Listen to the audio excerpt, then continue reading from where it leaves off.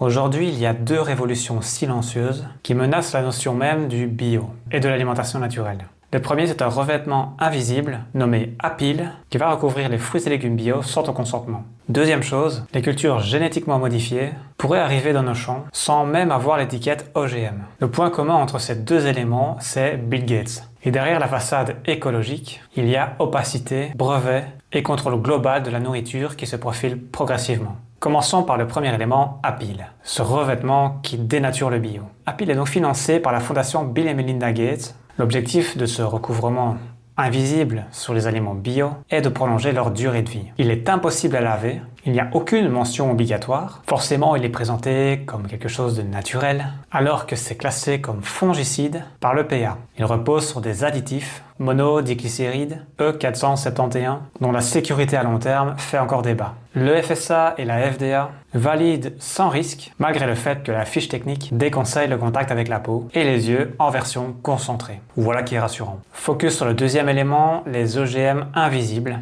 qui portent le nom de Terrana Biosciences. Bill Gates vient d'investir 50 millions de dollars dans cette start-up américaine qui développe des cultures modifiées biologiquement. L'idée c'est quoi? C'est de créer des plantes génétiquement éditées par des techniques CRISPR, pour ceux qui connaissent, mais qui n'auront pas la notion d'OGM, grâce à des subtilités réglementaires américaines. L'EPA a déjà validé leur mise sur le marché. Ces aliments vont donc arriver dans les assiettes des consommateurs sans même qu'ils ne soient informés. Le terme innovation biologique masque clairement ces manipulations génétiques, qui sont bien entendu pensées pour contourner les lois et tromper les consommateurs. Ce nouveau modèle pro-agro-industriel veut imposer un vivant réécrit, tracé par brevet mais invisible au grand public. Alors on est en droit de se poser la question suivante. Est-ce qu'on se dirige vers un contrôle sans précédent de notre alimentation? Je rappelle que Bill Gates est déjà le premier propriétaire privé de terres agricoles aux USA, ainsi que derrière différentes filières, dont celle que je viens de vous citer, mais aussi la viande synthétique ou encore les insectes comestibles. Bien entendu, ce qui est mis en avant, c'est l'écologie, la lutte contre le gaspillage ou encore contre la faim dans le monde. On a envie d'y croire. Mais derrière ces belles déclarations, c'est une histoire de brevet sur le vivant, d'industrialisation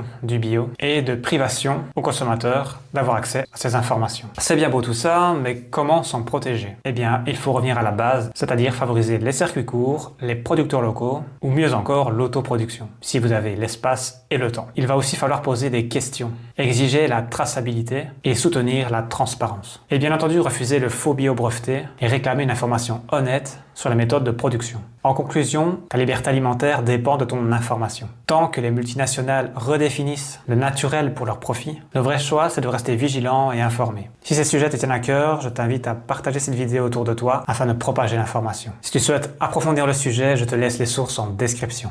Merci pour ton écoute et à bientôt.